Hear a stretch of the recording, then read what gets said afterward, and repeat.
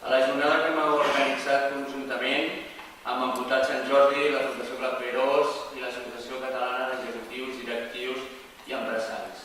Una jornada que, com heu pogut veure, té un nom molt significatiu per nosaltres, la competitivitat, la responsabilitat social i l'ocupabilitat en temps de crisi.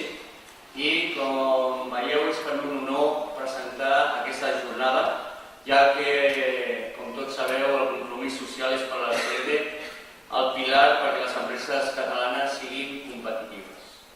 Aquesta jornada vol ser una eina mitjançant la qual els participants ens facin una visió més completa de la responsabilitat social i ens comparteixin idees i experiències amb l'objectiu d'aconseguir les següents fites.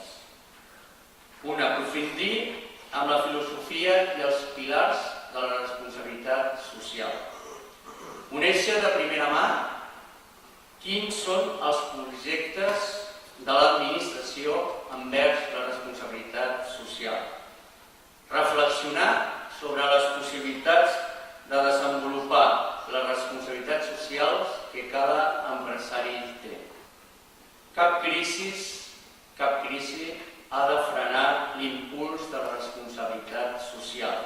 I des de l'ACD volem fer difusió com a eina estratègica per a la competitivitat i el benestar social. Molt bon dia a tothom.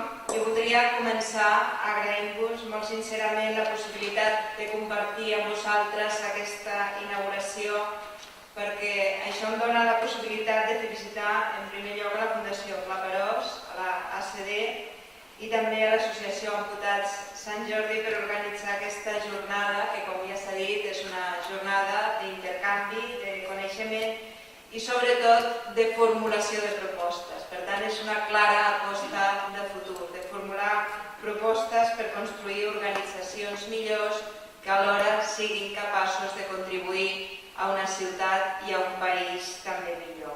També considero que és molt positiu que aquesta jornada sigui una jornada per donar valor a l'aliança entre el món empresarial, les entitats socials i les administracions públiques, perquè això ens permet ser més conscients de la importància del compromís col·lectiu, dels esforços fets conjuntament per tal d'avançar cap a una societat que sigui més inclusiva i més sostenible.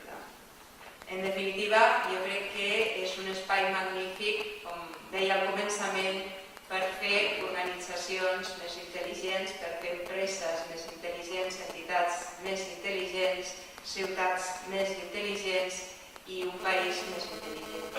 És a dir, que format per persones que som normals, gràcies a treballar plegades, a treballar conjuntament, a treballar en positiu i sobretot pensant en el futur, doncs malgrat no ser persones extraordinàries, aconseguirem resultats extraordinaris. Moltíssimes gràcies.